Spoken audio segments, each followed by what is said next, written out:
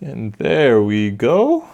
Perfect. Yo, Sheed, I've been meaning to ask, how did you fit all this stuff from your man cave into this small office? Yeah, I low-key miss my man cave, but I'm really happy with how this setup turned out. I fit my gaming setup, my work setup, content creation, all in this 10x9 room. Yeah, it looks like you got some new stuff too. Yeah, you know what? Let me just show you around real quick. So in this video, I'm gonna go through my entire setup, and this room is only like 10x9, so it shouldn't be that long, but it is a lot of stuff in here, so I really want to show you all the cool stuff I have, and I'm going to break down all the ways that I use to save space. You'll see that throughout the video. So we're going to start with some bad news first, and that's this closet. It does look a little bit crazy in there, so I'm gonna keep it real, but there are some little items that really help me organize and maximize this space, so I figured I'd show you.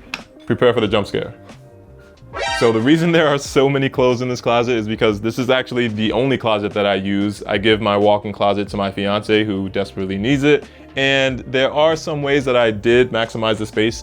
At the top here, you can see that I use these shelf organizers so that I can maximize that vertical space in the closet. I'll leave a link to it in the bio. They're from Amazon. They were really easy and cheap to set up. And then at the bottom here, it looks really messy, but at the bottom, I usually keep all of my tech stuff, you know, that I still need to review or stuff that I haven't used yet. I keep it all under there. This is kind of my storage area underneath, and up top is all of my clothes and stuff. So yeah. Oh, and also this over-the-door shoe organizer, this has also been super helpful. It helps use a lot of the space that is behind the door that wouldn't normally use, honestly. I got this from that store, and I'm sure there are plenty of others on Amazon and stuff, but it really helps utilize the space behind the door very well, and I can fit like 30 pairs of sneakers and shoes in here, so it's really helpful.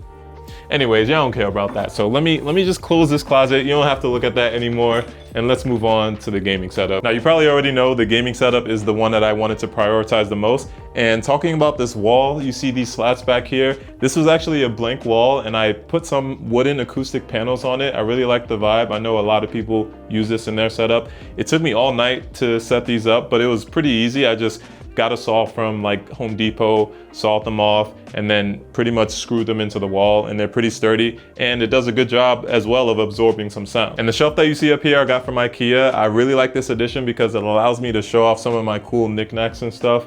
And it wasn't that expensive either, but I did have to get it installed with some help because in order to install this on top of the wooden slats behind it, yeah, that was a little bit of more of a task than I could do, but I'm glad I got somebody to help me. Moving on to the left corner of the gaming setup, I have this IKEA Scottish pegboard. I know that a lot of people use this in their setups as well. I really like it to, you know, hold some of my knickknacks and stuff like controllers, keyboards, this air duster that I got from Amazon. I really like it. It was also in my last setup in Maryland as well. And then underneath that, you see a bunch of boxes here. Yes, I'm a box hoarder. I keep boxes because, you know, in case I want to sell something or in case I want to move and I have actually something that's, you know, keeps my electronics safe in the box, and it's a lot easier to move with it in its own box. Underneath the pegboard, we have the Alex drawers that I got from IKEA. I really love how much space each drawer has, and it really, you know, gives me a lot of room to fit all the cables and stuff. So on top of it is my NAS as well, which I also made a video about. This is the Synology NAS.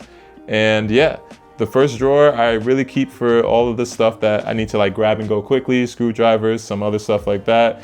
And then in the second drawer, I organized it by all of the USB cables and data cables that I need. In the third drawer, this is also kind of a miscellaneous drawer. I just kind of put everything in there.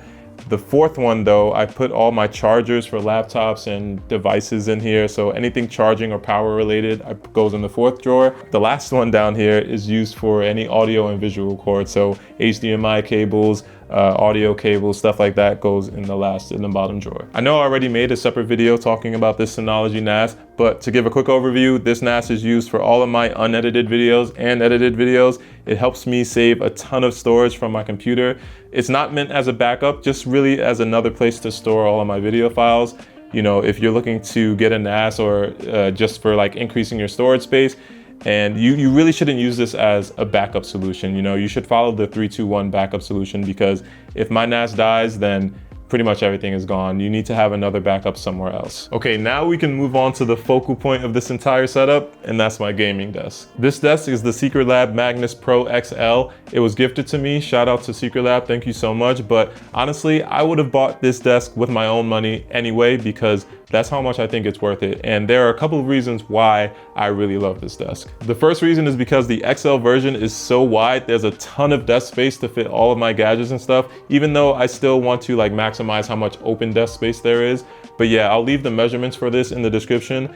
The second reason why I really like this desk is because it has elite cable management. In the back of this desk, there's actually a cable tray that you can pull up and fit all of your cables into here. That's why you can barely see any cables in my setup, because they're all routed behind the desk. In this cable tray, I also have a power strip so that I connect anything that needs power to that power strip. And then there's also an extension from the power strip that goes directly to this left leg of the desk. From the desk to the wall, there's only one cable of power plugged in. Everything else is back inside the cable tray. It also has a separate add-on for Ethernet as well, so that you can route your Ethernet cable through the same left leg of that desk into the cable tray, so you can hide your Ethernet and still have a great connection to your gaming PC. So yeah, I knew I wasn't working with a really big office space, but I did not want to compromise on the gaming setup, and that's why I went with the Secretlab Magnus XL. I would buy it over and over again if I needed to. Going through some of the items quickly, on top of the desk, I have all of my controllers here on the left side, and they're standing up like this because I printed out these 3D minimal controller stands recently with my 3D printer. More on that soon, but I really like how minimal it is. You can barely see it, and it's a really cool way to show off these PS5 controllers and also the Nintendo Switch one. There's a lot of stuff on Bambu Labs that you can print, and I'm loving it so far. Next here, you can see we have my PS5 that has the box plates from Devin Johnston. I made a short form video on this, but basically Devin Johnston made these box plates for the PS5 to give it a different look. I really like it. I know it kind of looks like an Xbox, but I do really like it. And in my short form video on this, it was really polarizing. There were some people that liked it and a lot of people that hated it, but I really like the way that it looks in my setup, so I decided to keep it. Next to it, I have this Anker Nano charging station. Now, this is actually super underrated. One of my favorite desk items right here. I'll show you why. It's because whenever I needed to charge something, I always hated having like USB-C cables lying around and it looked all messy. But this Anker Nano charging station has retractable USB-C cables. So if you need to charge something, you just pull it out, plug it in, and on the screen, it'll actually show you how fast that thing is charging. And then when you're done, you take it out and you retract it and it's back. Nice desk looking clean, everything's good. I bought this myself, and you know, I feel like there aren't a lot of products like this on the market that has retractable cables and sits on your desk, but I really love this. One of my favorite desk items, makes the desk so much more clean, and I can charge my items whenever I want directly. Next, we have my gaming peripherals and accessories. I'm not gonna spend too much time here, but I'll make sure to leave a link to these items in the description and or on the video as well. But on the left side, we have a 4K 27-inch Asus OLED monitor, and on the right side, we have a 27-inch OLED monitor as well, but this one is 1440p and it's from MSI. I believe the one on the right is 360 Hertz and the one on the left is 240 Hertz. Oh yeah, I almost forgot about my main gaming PC. So underneath the Secretlab desk here, you can see that the PC is mounted underneath and it saves a ton of space on top. I have a big Corsair mid-tower case. I know that for some people that may have a more aesthetic PC build, they want to show it off and put it on top of their desk, and I think that's really cool. But to save desk space, I went with the PC mount for this desk and I really like it. It's very sturdy. Honestly, I have no worries about this thing dropping or anything. And also, one thing that I forgot to mention, this desk is actually a standing desk as well. So if we press this button, it'll go up, it'll go down, and the PC mount will go up and down with it as well, and all of the wires. And on the right here, we have my lovely small form factor PC build, the Fractal Terra. This thing took so long for me to build. This was my very first small form factor build. I underestimated it. I made a video on it already as well, but I use this currently as my second PC. There's more work I want to do with it. I want to, hook it up to my primary PC, and so that I can have my gaming PC for gaming, and then this will take care of all the streaming, but that'll be for later. On the right here, we have my 3D printer that was gifted to me by Bambu Labs. This is the Bambu Lab A1 with the AMS light. That's the thing on the right here that holds all of the filament and spools. And yeah, I just want to say sorry. I'm so sorry, Bambu Labs. This thing was sent to me like a year ago, and it took me so long to set up because I was in the middle of moving and I was actually scared of like how long it would take to build and set up this thing. But it actually did not take long at all, and I've already started printing. Of course, I had to first print little Benchy here. So cool. But I've printed things like Benchy, of course, and then those controller stands that I mentioned earlier in the video. I also started a Gridfinity project for my fiance. I actually built, you know, those grids that you put inside a drawer to help build organizers on top of that to help her organize some of her makeup in her vanity. And it looks really cool. Honestly, I need to do it for myself as well, but I'll save that for later. I was surprised how straightforward this was to set up, honestly, and it's super easy to use. Like, honestly, I kind of use it like a regular printer. I just go on the Bamboo Handy app and then find whatever I want to print someone has already made. I press print and it's pretty much done. I really want to find out more prints that help me organize my space or are just really cool. So if you have any ideas of things I should print, make sure to leave them in the comments. Now, the printer itself is sitting on top of this Craftsman workbench. I actually got this from Lowe's, and then this wooden top came separately as well that fits perfectly, and I really like this way that it looks. As you can see, the space between my desk and the windowsill here, this workbench actually fits perfectly. So I got really lucky here finding something that perfectly fits within this space. Now here's a quick pan of everything that we covered in the gaming setup on this wall before we move over to my work setup. Now this over here is my work setup, and as you can see, it's a lot simpler than my gaming setup was. I know you might think I'm crazy for having two pretty decently sized desks in this small room, but I really wanted to have a separate workstation versus my gaming stuff. I didn't want to be distracted by my gaming stuff while I was working and vice versa. So I decided to do this, and I really like it. It helps me keep focused, and I really like how simple this setup is compared to the other wall. Now this desk is from FlexiSpot, and I've had it for a really long time now. I bought it back in COVID times. It's a standing desk, so it goes up and down, and I haven't had any issues at all with this desk. It's been super sturdy and super reliable for me for now, what, like 6 years? And as you can see on top of my desk, I have a couple of different computers. I have my personal laptop, my work laptop, and my Mac Mini, which I just got because I'm playing around with OpenClaw and doing some AI stuff. And what I love about this setup is that I can switch between each of these devices so easily because everything is pretty much set up with this one USB-C cable here. Once I plug this into my laptop or my Mac Mini or my work laptop, the keyboard and mouse will automatically connect to whatever is connected to the screen. The keyboard and mouse that I have are both from Logitech, and they allow me to switch between devices so easily by just pressing one of these easy switch buttons. But I really only need to use those easy switch buttons if the laptop or device isn't already connected to the monitor that I have. This monitor has also been with me for a long time, since before COVID, honestly.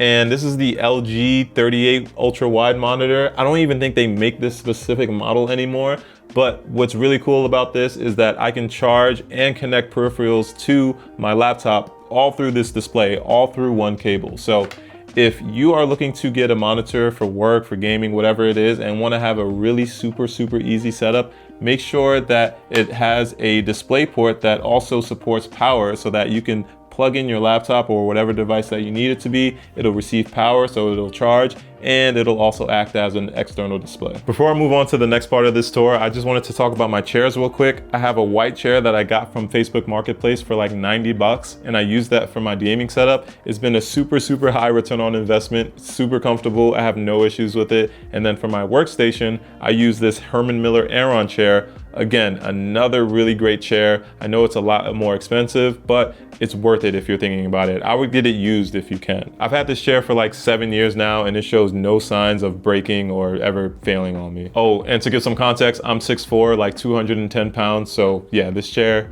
is comfy and big enough for me. Moving on to the next part of the setup is this really tall shelf that I use to keep some of my gaming peripherals or just nostalgia items and little knickknacks and stuff, you know. I got this from Amazon, I believe. I'll make sure to leave a link to it in the bio, but I really like how it just fits in this small little wedge here between this corner, and it doesn't jet out from the wall too much, so it fits really nicely, and it's a good way to show off all of the stuff that I've accumulated over the years. I know there could be some better organization in the shelves. I will work on that, I promise. I'm not gonna go through each and every individual item on this shelf. Instead, I'm just gonna show you, and if you have any questions about any particular items, just let me know. Okay, now I wanna talk about some of the gear that I use to help me create content, because yes, this room is also my content room, and I wanna show you a couple of things that I use. First and foremost, every content creator should have a good lighting setup, and shout out to my friend Johnny on this one who recommended these Very poles. I used to have my entire camera and lighting setup on this rolling tripod that I made a video of, and that was really good. It was really efficient. I could roll it around and stuff, but it did take up a lot of floor space. So I decided to go with a different approach, and instead I got these Vary poles from B&H Photo, which are basically tension rods that attach from your floor to your ceiling, and you can attach stuff to them. So I have one in each corner.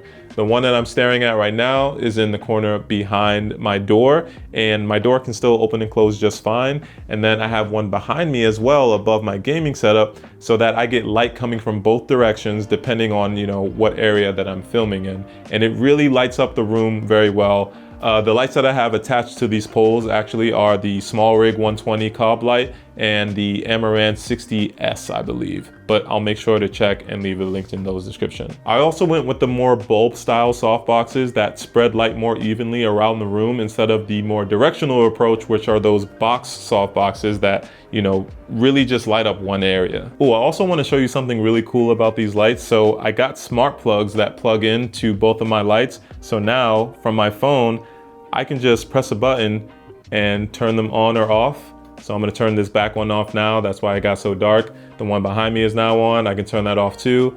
But here's what it looks like when they're both on. So yeah, using an app on my phone, I can control these lights, turn them off and on, set the brightness level, and I can even do it from my Stream Deck back here on my gaming desk. So it just gives me another way to access these lights when I'm filming. Yeah, it's been super helpful just to be able to turn things on and off quickly without me getting up, and it's been efficient for my filming process. After lighting, what's also really important for content creators is having good audio. And if you're in a new office or a new space that doesn't have a lot of furniture in it, you may notice that there are echoes in your video and it sounds really bad. So to help with that, that's why I got these acoustic wall panels, and I also put some other sound absorption panels around my walls, those gray and black ones that you see in the videos, and it helps a little bit.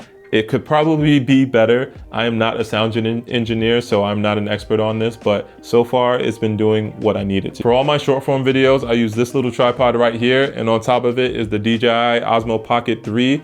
And I use this for my short form videos because it's just really easy to pick up and use. You know, for short form, I don't need super high quality or anything. This thing has been great for me.